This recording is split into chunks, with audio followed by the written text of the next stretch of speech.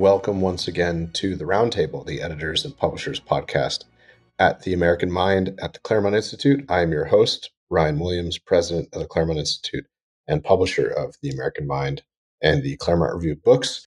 I apologize for the audio this week. I'm on the road and forgot the adapter, so we're just on pods. But our super fans will forgive me. We'll get back to our full hi-fi options next week. I'm joined by managing editor of the American Mind, Mike Sabo, and our good friend, frequent contributor, Kyle Shideler, who's director and senior analyst for Homeland Security and Counterterrorism at CSP. We wanted to get down to some brass tacks today, especially this is, of course, the first time we've done the podcast after Charlie Kirk's murder last week at Utah Valley University. Some of us have written on it already. I mean, it's obviously a horrible turn in our politics. Charlie was a friend, a former fellow of the Claremont Institute, a real force of nature in the movement, and arguably, probably more than any other single individual besides the candidate himself, responsible for Trump's election to a second term in 2024. So the loss is immense in many, many ways. The question now for all of us on the right, and there's been some ink and pixels dumped out already on this, and there will be much more, is what to do about this, given what we've learned about how it transpired. And the perpetrator, I just saw that the Governor Cox in Utah and the AG there announced that they will seek the death penalty, which is good and proper. This trial, I think, will be dominating headlines for the next probably few months at least. We'll see how long. I'm not quite sure how the gears of justice grind in Utah, but this may be on front and center for the next few weeks or months. We just want to offer, of course, our condolences to Erica and the Kirk family, the whole TPUSA family as well. It's just a horrible thing. But we have to now turn to what we might do about it. But before I do that, I just wanted to open the floor and get your guys' thoughts. I will just offer, just a sort of semi-personal but professional one. I think this has been the case across the movement and across the world of the right. I was just on a call with some heads of organizations and across the right, big and small and medium-sized, and the sentiment was universal, which is that this hit everyone pretty hard last week. I mean, I don't think much work got done at the Claremont Institute Wednesday or Thursday, second half Wednesday or even Thursday. People were just kind of devastated by this. And, for those of us who were unlucky enough to watch both videos, it will be something seared in our minds for a long time. And our friend, the happy warrior, Charlie Kirk, who went on campuses with a smile on his face and wanted to argue with all comers, was gunned down in broad daylight. And it's not something that we'll forget soon. The other sentiment that I've heard, which it made an impression on me, I guess, atmospherically or in a few anecdotes over the last few days, but it was emphasized on this call that I was just on, which is I think people right and left, maybe not everyone, but a lot of people are underestimating the power of this event, especially for young men, but even young women on the right or even in the center or even the apolitical or kind of political who are under 30. I mean, this is going to be, as one of the speakers on this call I was on, I don't want to name any names because it was certainly off the record, said, imagine you're under 30, your entire adult life, conscious adult life, or even adolescent life have been defined by COVID, BLM riots, the weirdness and kind of left-wingery and just surreality of the Biden dementia presidency. And now this, I don't think we can really predict what sort of follow-on effect and political effect and grassroots effect this is going to have, or what these millions of young people, what conclusions they're going to draw about what this means for their politics and how they ought to think about it.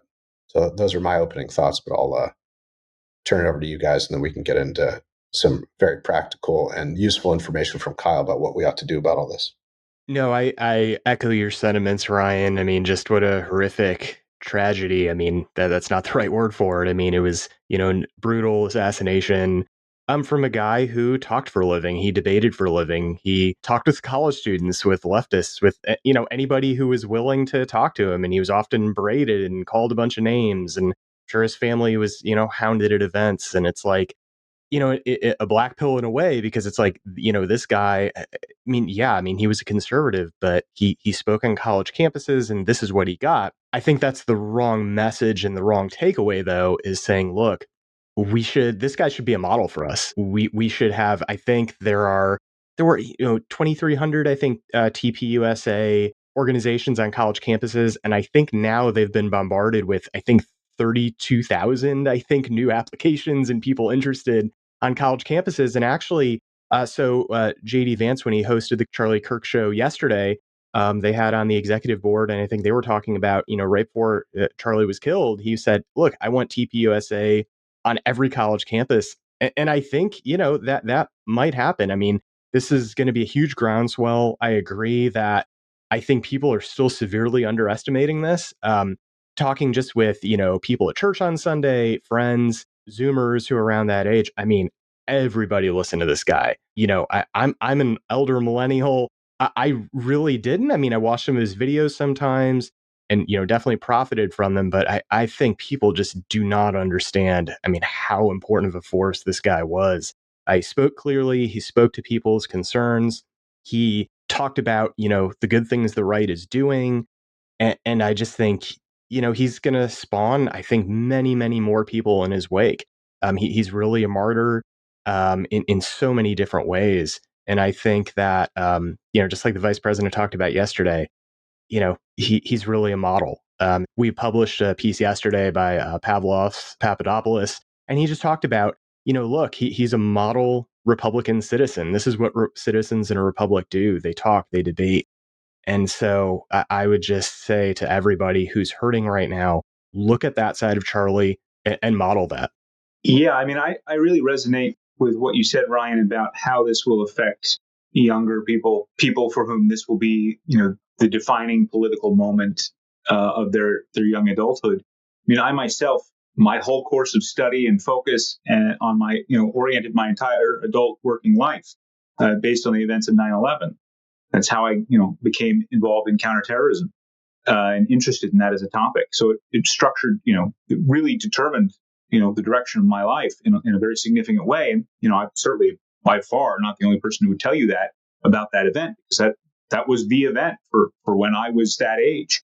And I think you're absolutely right that this will have that effect for people of that age cohort. They will say, I want to orient my life on the basis of this mission of Charlie Kirk's.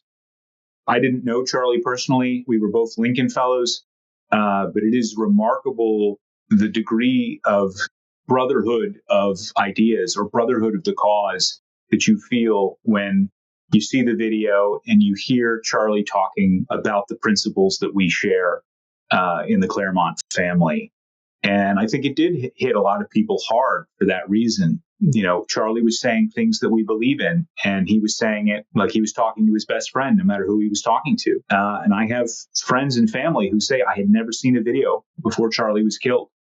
And now I've watched all of these videos and things that he's done, and they feel a real kinship with him and his mission. And so I think you're absolutely right. It's going to change the directory of politics for a while. And what is important, as I think Mike was highlighting, is the direction in which those politics go.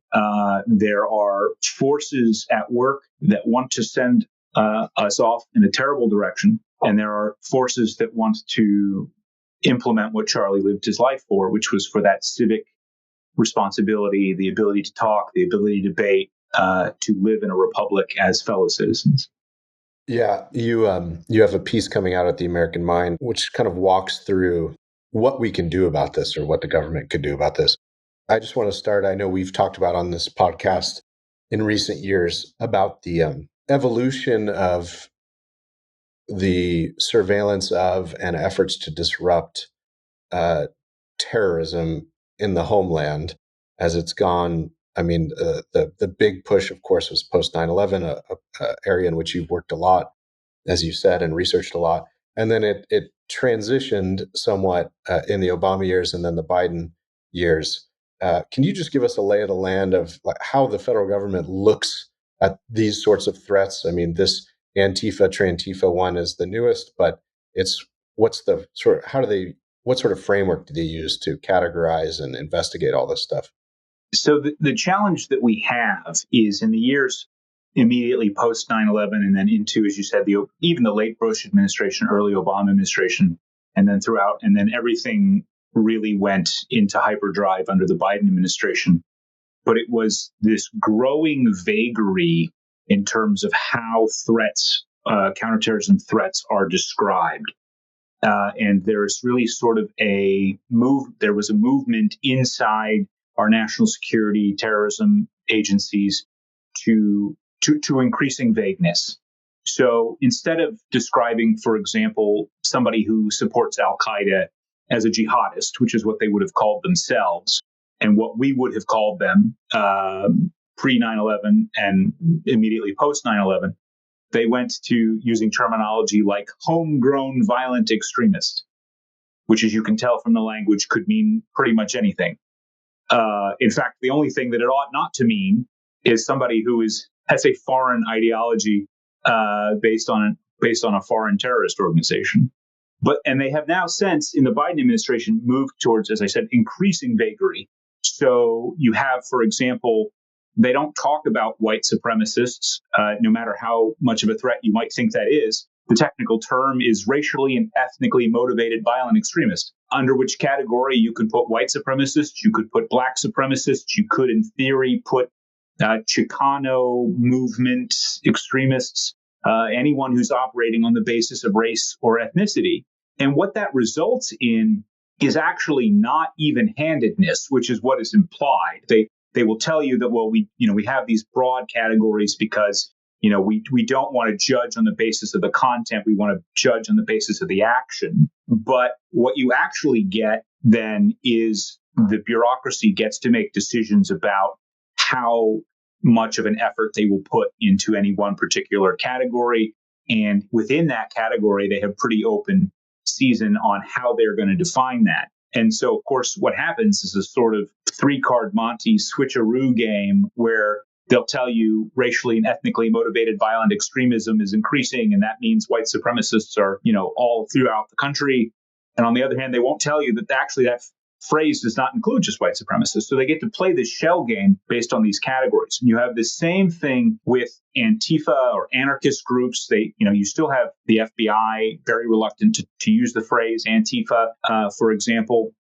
And this was something that the Trump administration fought. Actually, they tried to implement a terminology of violent Antifa anarchist extremism. And almost as soon as they left office, that immediately got shut down by the Biden administration. But so you have these very broad categories. If you include anarchists and Antifa under that anti-authority extremism group, you can also include things like J6ers or parents at a school board meeting or Catholics at a mass, depending on what your political objectives are. So that vagary plays into the hands of bureaucrats who want to target one politics and not another. The problem that the Trump administration has is those bureaucrats do not want to address what we're seeing of far left extremism. And so one of the arguments that I'm going to make in the piece is until we can make the bureaucracy create a category that describes the threat that we want addressed, it will not be addressed. So we have to force them to create a category that makes sense for the targets that we have that need to be addressed. And then we can take a series of whole of government actions to address that category. Until you get that categorization from the government, you don't really have a way to direct the government to target the threats that you see on the horizon. And you talk specifically in the memo just about that these categories need to be very precise. Could you walk us through, which groups we're talking about? What's their makeup? How do they get funded? Who are kind of the leaders, I guess, of these organizations? Sure. So one of the things I do is I start with a broad category because the government likes broad categories of far left extremism. And then I say, well, we should break that down by specific ideology and doctrine because those doctrines and ideologies affect the way that these groups behave. So anarchists operate differently than your traditional Marxist-Leninist. which operate slightly differently than your average Maoist, and so on. And so if we break into those subcategories, we start to see a lot of different behaviors. So your typical Antifa type organizer is going to be either based on an anarchist or what's called an autonomous Marxist ideology. And this is a version of Marxism that really took root in the 70s and 80s. It was the sort of the Marxism of the new left terrorists, the Red Brigades, the Red Army faction, the Weather Underground, etc. It's about violent uprising and revolution from below to force a Marxist revolution, rather than, when you get to the Marxist, Leninist, and Maoist side, a party-led structure that looks at the creation of mass movement front organizations into which you can hide behind. So your anarchists and your Antifa types, they mostly are bottom-up small groups that are heavily networked together, locally based groups. They typically crowdfund most of their funding needs. They just crowdsource most of their funding needs on apps or what have you, and then they use a variety of other community organizing, fundraising tricks. I've seen everything from anarchist book fairs to bake sales to concert ticket sales. Anything that you've ever seen a local community group do to try to make money, these guys will do. That's because most of their expenses are not very big. Most of their large expenses are covered by some of those mass movement organizations, which are controlled by the Marxist-Leninist and the Marxist-Leninist Maoist movements. So your legal support, right, is going to be provided by the National Lawyers Guild, which was founded by the Communist Party of the United States back in the 1920s. Your transportation to the protests or your printing of all your major signs and all those kinds of things is going to be covered by maybe your large Black Lives Matter type group or one of these organizations. These are the same organizations that are going to be pumping money into the bail funds that are going to bail your rioters out of jail, for example. So the Marxist-Leninist types who run these community organizations, run these organizations that have access to some of the more larger funding that cover these issues, they're not necessarily the guys throwing bricks and bottles, but they facilitate that even while they they maintain a separation. And sometimes, frankly, they don't even get along with each other. Sometimes they fight with each other. Sometimes they leak each other's secrets. But they all exist in an ecosystem that acts in effect as a form of collaboration. And this tends to really, really confuse people. They're looking for somebody in the middle of the spider's web who can pull a string and make something happen. And that's actually not really what happens. You do have these large progressive foundations, your Tides Foundation, your Open Society Foundation, George Soros, and they will find a project that they're focused on, like, a given cause. Maybe it's, the overturn of Roe versus Wade and the subsequent results. Maybe it's Palestinian protests, whatever that cause is. And they'll start to push money down through these various networks that then in turn provide services to the actual violent actors. And so I think of it as like an aquarium at feeding time, where they start to shake out fish food and all of a sudden a bunch of activity happens. Right. Well, not all those fish get along with each other, but when you feed the ecosystem, things start to happen. And you wouldn't have an ecosystem if you only had one type of fish. So even though you have all these different subgroups that have slightly different ideologies, and that impacts the way that they operate to a certain extent, they also need each other in another way. And so having a really laser-like focus on what these groups do, what they believe, because what they believe affects what they do, and then what they do and how that impacts the larger strategy of the far left as they move forward as a movement. And you kind of hinted at this, but I know with the right, a lot of times we like to focus on, George Soros, some of the big names. Could you talk about, is that approach useful, or does it actually really prevent us from understanding these networks and what's actually taking place? I think to a certain extent, there's a level of rhetorical value that you're not going to get away from. People want to put a face and a name to a problem. And so I think you're going to have a difficult time getting people away from that. But, this has been, sort of a similar problem. And I wrote a piece for the American Mind on it with the focus on USAID. People think there's a single group, we can get rid of that, we can knock out the funding, and all of this goes away. but it doesn't go away. One, because there are multiple sources of funding, including, as with USAID, the US government, but then also large progressive foundations, but then also foreign funding. You've got, a lot of reporting now about the role that the Chinese Communist Party is playing in funding some of these entities. There are other foreign groups that are also playing a role in supporting some of these groups. And so that nexus gets filled to a certain extent. And, obviously you can hurt them by targeting funding, but it's more difficult than you think. The other problem is a lot of our authorities at the federal level, people are talking about using RICO, which I love the idea. The challenge is the way federal RICO is constructed, it was created thinking about a process where money is going from the bottom up to a kingpin at the top. And what you're talking about is actually the reverse. So the challenge you have is, if I can knock over a drug dealer in the street and find a dollar bill and, turn him as state's informant, and we mark that dollar bill and it goes all the way up to the mafia kingpin at the top living in his mansion, I can tie him through this network to that crime, right? That's the purpose of RICO. We can show that he financially benefited from these criminal acts. What we're actually talking about is sort of RICO in reverse, where we need to prove, we would need to prove that the money that came down, the people who sent it down knew that some of it would end up in the hands and intended for some of it to end up in the hands of violent extremists who were going to commit crimes. And they have to be specific types of crimes to apply under RICO. So there are challenges there.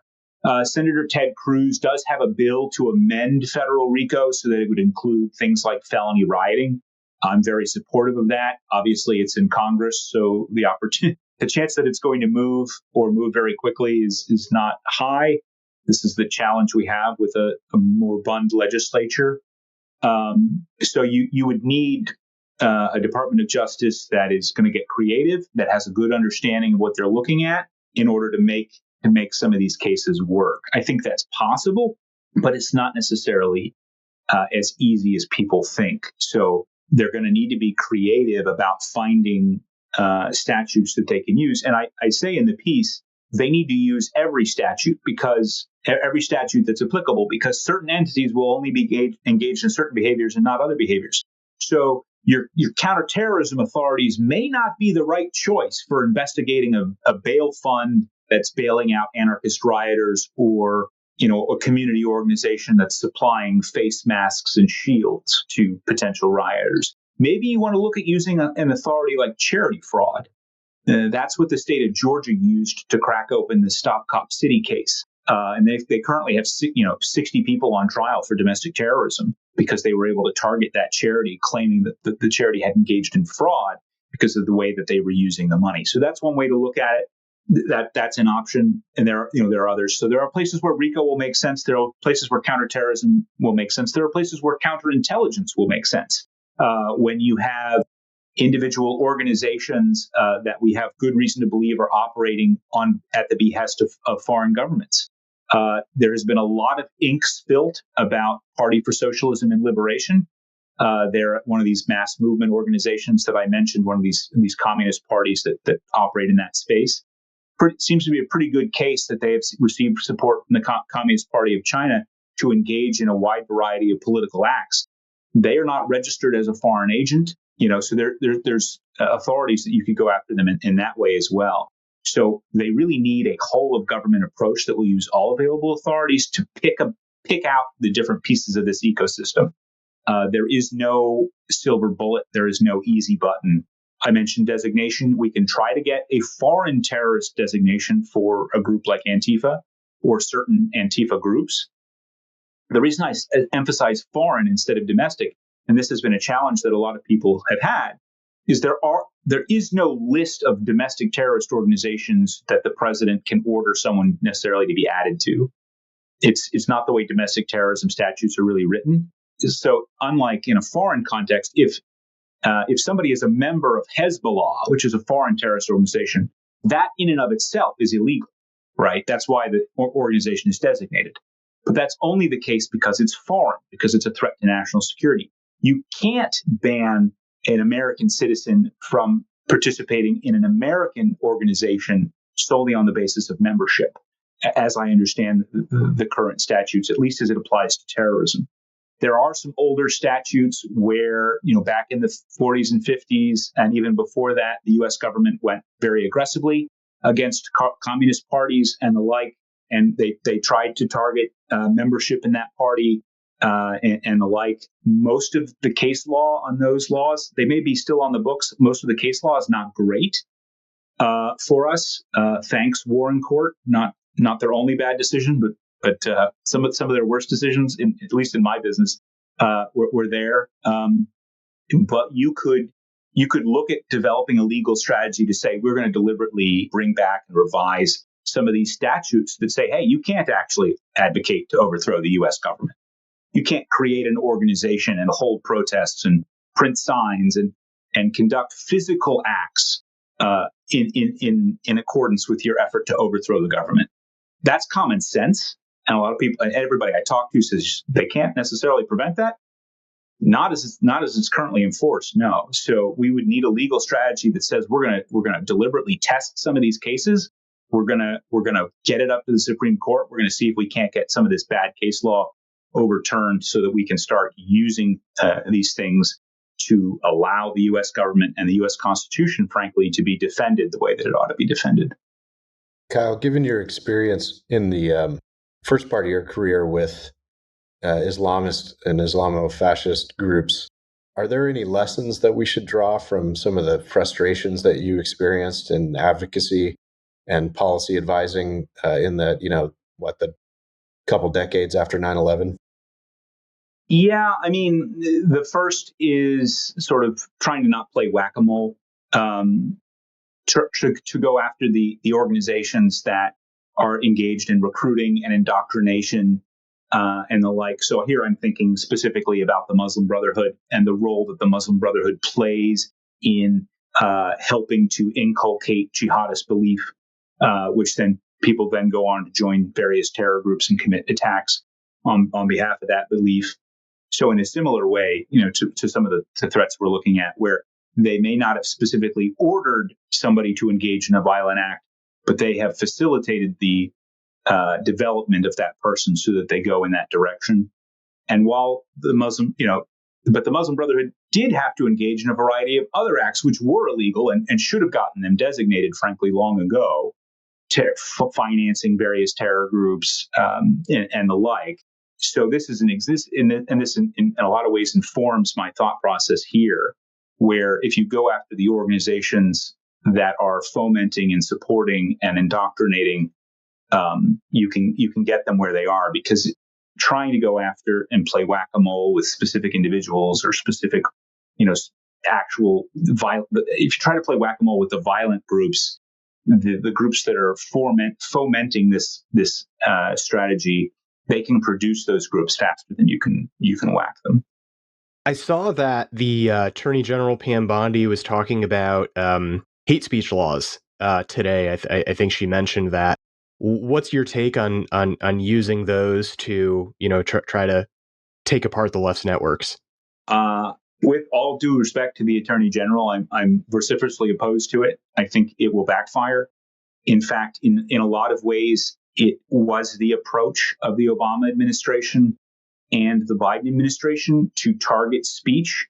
In fact, you are leaning in the direction of speech is violence, which is the language of frankly the people who were responsible for the death of Charlie Kirk. Not to put too fine a point on it, but that is the ideology of speech is violence that they utilized to justify the fact that Charlie had to die. And it may not be next administration, but there will come an administration where the Democrats will win an election again, potentially sometime. And do you want to have laid the groundwork for them to say that hate quote unquote hate speech, for which there aren't actually statutes, is the same thing as terrorism and should be used under those terrorism statutes?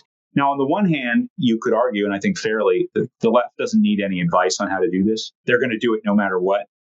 And that's probably true. But you also don't have to allow them the opportunity to say, well, you guys did it, and we're just using the same authorities that you use to go after your guys to go after our guys. You also have the problem And Ryan is far more versed in this than I am, so I would defer to him on this. But the civil rights regime, in the way that the federal government looks at even the concept of quote unquote hate and hate speech and hate crimes, those are in a lot of ways built into the law in ways that are not helpful to the right. So they apply to speech used against perceived minorities or oppressed groups, but don't apply to people for their political opinions, for example. Like I said, Ryan would know more about that than me, but I have a sense in which the statutes will not be used in the way that I think Pam Bondi would like to see them used. Yeah, there's, well, we saw it with Derek Chauvin, of course. You have um, the initial state prosecution, and then you have federal charges slapped on top of them for abuses of civil rights, or even not, and I don't think in Chauvin's case, but conspiracy to abuse civil rights. And those are problematic. They've especially under left-wing administrations. I mean, I would be happy to see a wholesale revision of our approach to civil rights prosecutions as sort of tack-ons to domestic crime.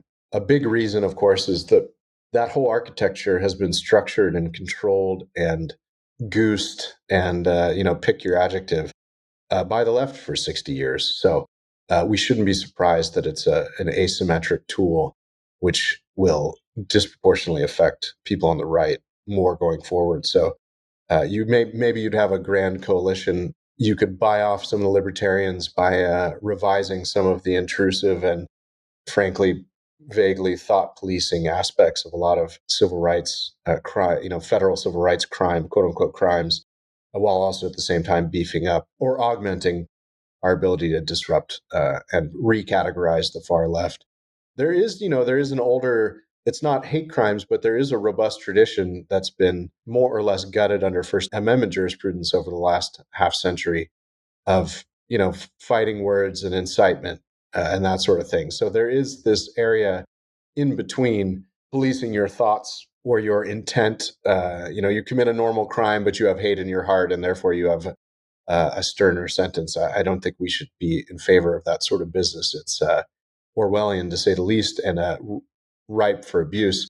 But there is this older common law and American jurisprudential tradition of, you cannot go out in the public square and say whatever you want.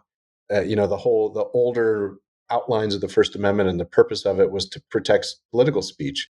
We've gotten into this on the podcast before, where the freedom of expression has been this new component of the First Amendment that has protected everything from pornography to nude dancing to wearing obscenities on your shirt.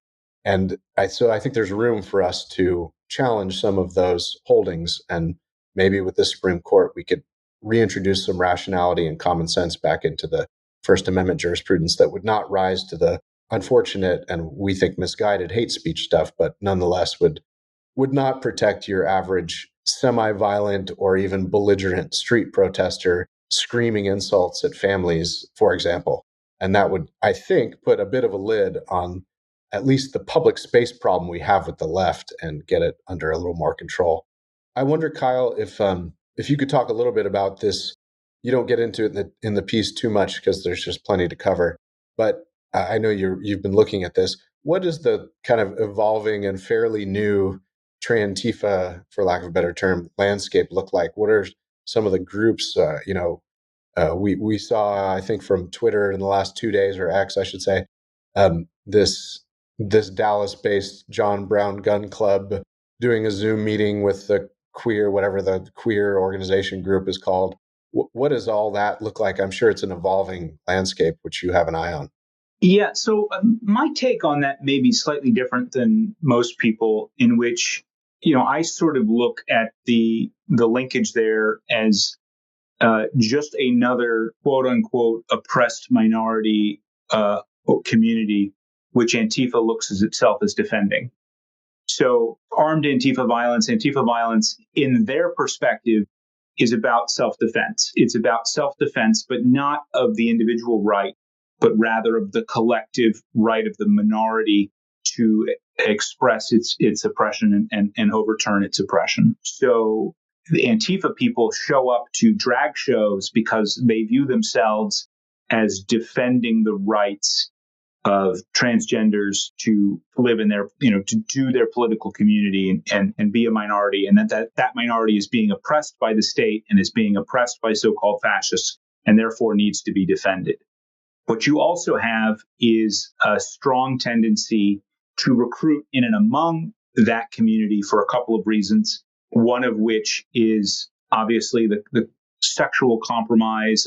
There's a pretty good chance if you recruit a transgender into your Antifa group that they probably are not a cop. It's pretty challenging to get a police officer to agree to take hormone treatments so that they can infiltrate an anarchist cell. And that tradition goes all the way back to the Weather Underground, where the Weather Underground would engage in a wide variety of orgies and other bizarre sexual behaviors, partially to create a unifying theme among the group, and partially as a form of counterintelligence to keep out those who may be attempting to infiltrate. So there's that engagement with that group.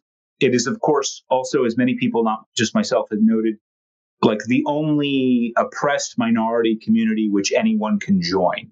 You can't, despite the BLM uprising, and Antifa was, of course, big into that and participated in it heavily. If you're a white Antifa member, you can't actually become black, but you can become transgender. And so I think that has an impact on encouraging that crossover. And specifically in this space, I mean, you obviously had the rhetoric all throughout BLM that cops kill black men, cops are engaged in a genocide against blacks. And they've taken that in the transgender movement to 11, right? Where denying puberty blockers to an 11-year-old is genocide, right? And it sounds strange to us. It sounds, frankly, lunatic to us. But to them, they mean it very seriously. And they very much see themselves as defending a community that is under threat, that you are genociding them by not allowing them to have their political preferences. And so it's very motivating for them. And I think that's part of why we see quite a bit of crossover at that level. With the kind of the Trantifa topic, how big is that movement? I mean, I assume it sounds like it's fairly new. Is it, in high schools, college campuses? Has it kind of wormed its way in? Any administrations? Has it kind of cowed some college presidents? What's kind of its level of power, I guess, currently? Well, I mean, if just look at the response from the Biden administration after the Covenant shooting. In fact, look at the response from certain governors after the shooting in Minneapolis, where they were more anxious to defend what they saw as an attack on transgender individuals than they were to defend those people who had been shot.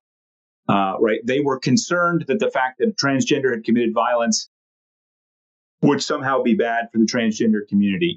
People like to post the Norm Macdonald meme about, if ISIS set off a bomb, nuclear bomb that killed millions of Americans, I would really, I'm really concerned about the backlash. But that is essentially what we have seen with this transgender movement and the response to the violence. And anytime you have a political response like that, it's going to be very motivating to these actors because that's their fundamental goal. Their fundamental goal is not to fight Nazis. Their fundamental goal is to separate the center left from the center and force them further left, to force them to defend increasingly further left positions, to begin to get the center left to refer to their opponents as Nazis and Gestapo and so on. And unfortunately, we have seen them very successful in that effort. Back in BLM, you had, former Speaker of the House refer to federal agents as Gestapo. You've seen the language about, ICE agents covering their faces makes them secret police, but they're only covering their faces so you don't attack them, so you don't follow them home and threaten their children. If you didn't do that, they wouldn't cover their face. But it's deliberately setting the results to get the political propaganda point that they want.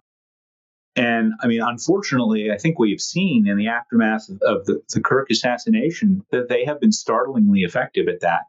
And there does need to be, I understand, the point that Vice President Vance made, where he said before there can be unity, there needs to be recompense and there needs to be an addressing. But if we can find a way to strategically find people on the center left to pull back from the brink and say, whoa, whoa, whoa, whoa, like actually, these people are not fascists. Actually, federal law enforcement are not secret police. Actually, you are allowed to enforce federal law. Actually, Donald Trump did win the presidency and he is allowed to govern. It would go a long way. Unfortunately, in our current political environment, I think it's going to be a challenge to find those people.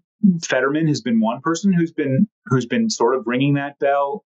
Joe Manchin, I saw, had some comments as well that were in that vein. And so, as angry as I think people rightly are on the right, thinking about that strategically, about how can we convince people on the center left that we do want to do what Charlie Kirk did and have a debate and have a republic and have the bare minimum of a civil friendship is going to be a challenge. But I think it also has to be part of the strategy. Yeah, it's what you call the whole of society approach at the end of your piece. Let's talk about the whole of government, which you've mentioned, and just in some details. What are some of the tools that you would advise, and I know you're already advising in the wake of the shooting, advise the current administration to use? So I mentioned, of course, the need to create a new category. Once you do that, you have to socialize it and normalize it. That's going to include things like getting your military academies, your National Defense University, your naval postgraduates to start hiring people who are experts in far left extremism to teach the nation's war fighters and national security professionals about threats that exist. There are there are not any endowed chairs for the study of far left extremism. So the Trump administration can look at ways that they can create the experts that they will need in order to support these designations and other efforts. So that's part of it, right? So there's activities at the Department of Education. You can also, we've had some movement at the state level where you had, for example, in Florida, they passed a law to require public schools to show people the horrors of communism and why it is a threat to our U.S. Constitution, why it is different from what we promote, and why it should be opposed. The Department of Education could create educational materials on that and push them out to all 50 states. They couldn't necessarily force every state to adopt it, but they could maybe be a little bit aggressive on the fact that state boards of education need to seriously consider having some education on this in the civic space, and they need to start using reputable materials. So you have also at the IRS taking a strong look at tax-free nonprofits, especially fiscal sponsorships. There actually is, as I understand, I've talked to people in government about this, there is no official designation that says anywhere you are allowed to be a fiscal sponsor for some other organization that doesn't technically have a tax ID so that you can pass money to them that it's not reported anywhere. And this is, of course, is one of the major ways in which these larger foundations push money down into these smaller bail funds and community organizations that end up distributing money to some of the worst actors through these fiscal sponsorships. But there's actually nothing in the law that says you're allowed to do that. It's just an interpretation that the IRS has, because on a practical level, how do you start a nonprofit and collect funds in a nonprofit way if you don't actually have a tax designation yet? So they said, well, you could maybe do this fiscal sponsor thing. That seems to make sense. We're clearly seeing now that that's having unintended consequences, and we need to look in a serious way about how we would address that. And I think that the IRS is a place to start with that, and that could probably also be addressed in legislation as well. So there's that on the tax front and ID side. We talked about DOJ and counterterrorism, counterintelligence, and the like.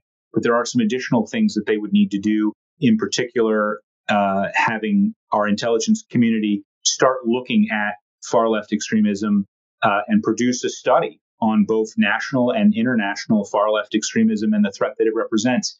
The Biden administration was able to get this done in addressing what they called racially and ethnically motivated violent extremism, by which they actually meant white supremacy. And they then used that OD&I research to justify this whole of government targeting of perceived threats to the point where they were having international conferences with countries to discuss their racially and ethnically motivated violent extremists, which, in some cases didn't even make a lot of sense because you were talking, I don't know, with some African country or whatever, where they don't actually have any white supremacists. But, and that, of course, mentioning that brings in the State Department and the State Department's various authorities, one of which, of course, is terrorism designation. I mentioned foreign terrorism organizations and foreign terrorism designation. They could absolutely look at designating Antifa as a foreign terrorist organization. They have foreign ties. They do move money internationally. I think that would be a very, very big lift. You could hypothetically have Marco Rubio just sign the paper that says Antifa is a foreign terrorist organization. The challenge I think you would have is that your various bureaucrats at State Department and Treasury would say, we don't know what that is. So we don't have any way of enforcing it. Is that a group? Is that a movement? Like who are you telling us to sanction? We don't actually know what that means. So what I recommend in the piece is start with a number of groups that are foreign that have engaged in violent terrorism. There are a couple of Antifa groups in Germany that have committed very violent acts across national borders. There are some other potential groups that you could look at designating that would have potential effects on the U.S.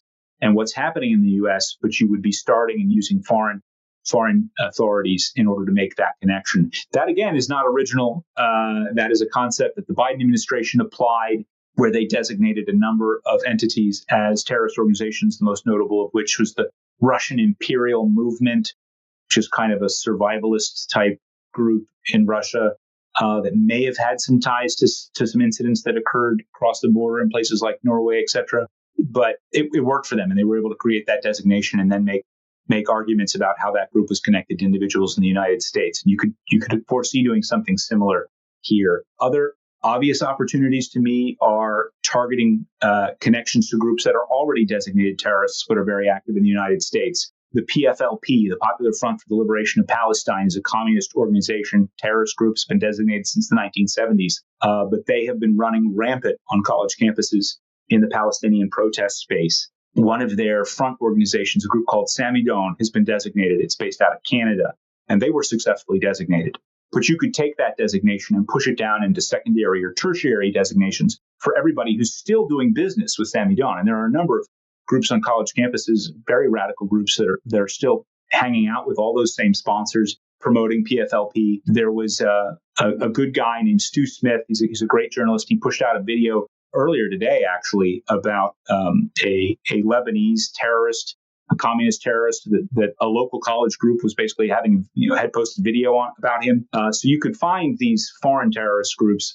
Another big one would be the Communist Party of the Philippines, the New People's Army. They have a number of very active fronts in the United States that do a lot of activism on college campuses. So you could find ways to take existing groups that are already designated and start targeting front groups, start targeting people who are doing material support for them and connecting them. And if you're serious about it, you make it stick. One last question, I guess, Kyle. Have you run across many? I mean, you do this in the nonprofit space for an organization that has a long pedigree of focusing on security and counterterrorism. Have you encountered many experts in the government or government adjacent who are building up this knowledge of far left extremism? Or, I mean, do we really need to push? Not only you talked about the experts at NDU and the various service academies, but I suspect there should be a big hiring push to start seeding the demand side of this in government, I would think. Yeah. I mean, it's a big challenge. It is difficult to it's difficult to ask any federal law enforcement officer to be a specialist in anything because they have, a guy who does terrorism from every group. So it's challenging for them to be a specialist in anything, but they do need that base of knowledge to work from. And the challenge we have is that we just do not have a broad enough, group of experts on this. I'm proud of the work that I've done. And I don't mean to be arrogant when I say I'm one of the only people I know that are doing this. I know a couple of other good people are doing great things. We've got a couple of really great journalists, a couple of really good researchers, but the education is not there. We at the Center for Security Policy have been taking that education directly to law enforcement. We've been educating state and local law enforcement agencies for a while. As you As you know, Claremont very kindly allows me to participate at the Sheriff's Fellowship and talk to them a little bit about what I know as well. So there's some opportunities there. I think we may start to see some opportunities at the federal level if we can get the Trump administration to tackle this. But we also need, to create more. We can't be the only guys doing this. There need to be more experts. We need to credential those experts. This is another challenge we have. If I reached out, I could probably find, a professor on any college campus to talk to me about anti-fascism, but that person's going to be Antifa. So we have the problem of, if you reach out to the credentialed experts, you are literally talking to the bad guys. Which actually, by the way, also reminds me of the global war on terror. It was a major problem we had, where if you tried to reach out and talk to people about the Islamic movement or Islamist movements, Muslim Brotherhood, etc., the only people who studied them were Islamists. They know their own history very well. They study their own history very well. But we don't study their history, and we don't study their doctrines and ideology. And so you need to turn to people who actually I think Antifa is bad, but here's everything you need to know about them. And unfortunately, we do not have a deep bench on that. I wish we did. Well, lots of work still to be done, and we should emphasize too that this is early days. I mean, it's been on your radar for a long time, Kyle, but it's maybe a silver lining of the horrible event last week is that more people will wake up quickly to this problem and to that call that I mentioned that I was on. One of my exhortations to the group was a couple things, one of which was, we need to use this as an opportunity to have some unity and help each other and share information and do all the sort of things that the left does quite well, which is information sharing, planning, message strategy, and all the rest. But also, I've seen, both sidesism is terrible. We've I think all of us agree here, and a lot of people across the right think that it's silly. I mean, Senator Langford being the most recent stupid example of that. But also, what I emphasize too is I saw even some friends and people I respect in academia. It's defensible. I know why they're doing it, but all this throat clearing where that precedes any comment about Charlie Kirk, which is to say, well, I didn't always agree with what he said or how he said it, but we need to banish this sort of rhetoric from how we talk about this, because this is a domestic threat.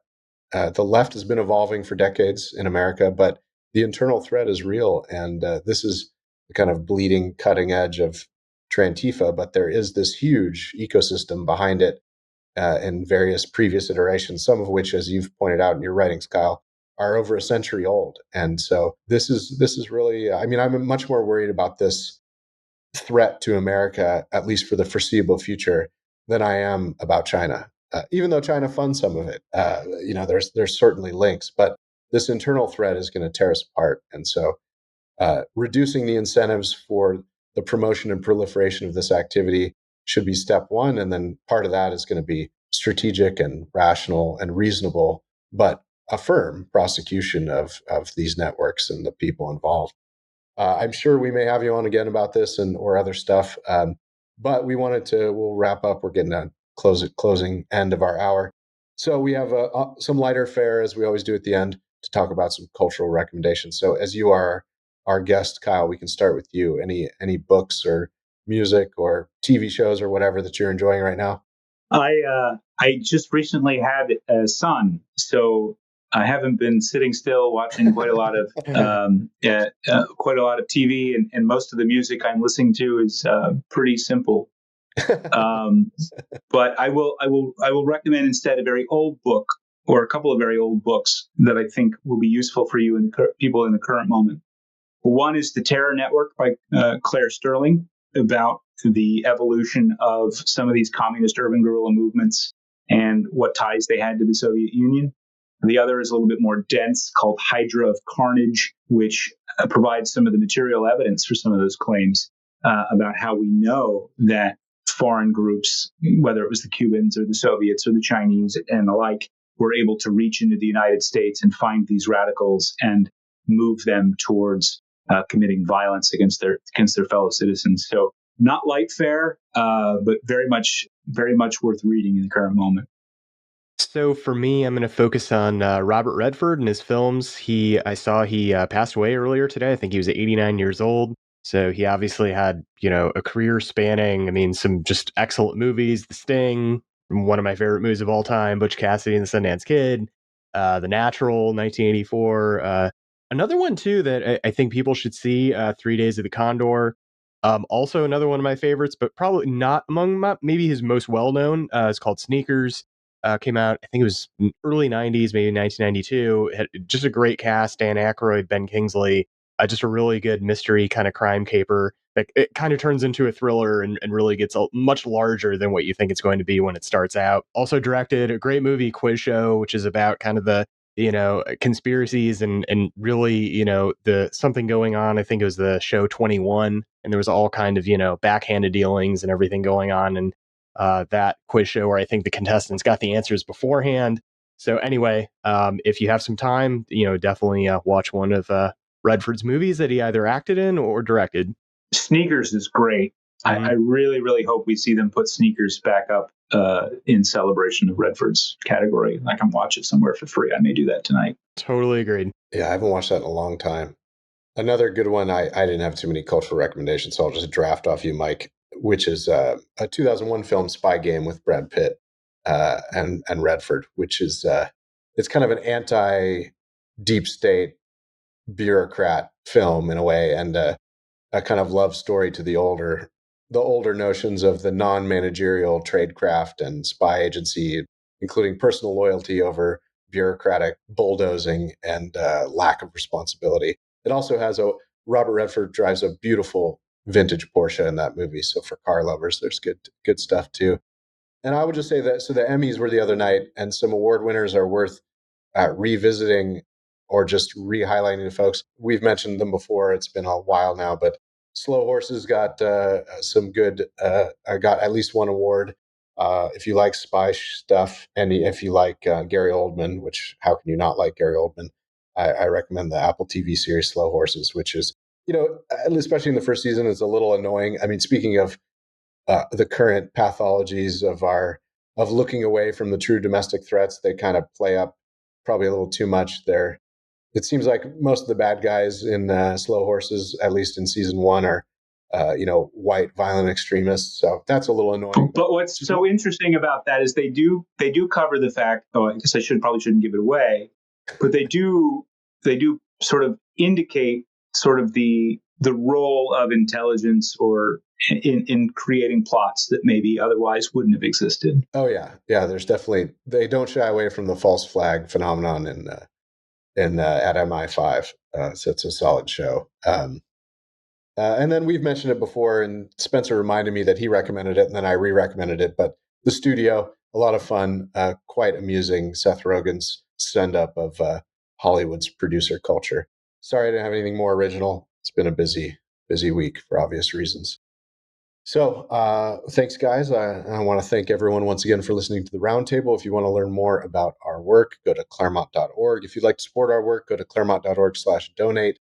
Check out all of Kyle's stuff at Center for Security Policy. Is it csp.org, Kyle? Centerforsecuritypolicy.org. Centerforsecuritypolicy.org, yeah. Keep an eye out for Kyle's piece, which should be out tomorrow at the latest.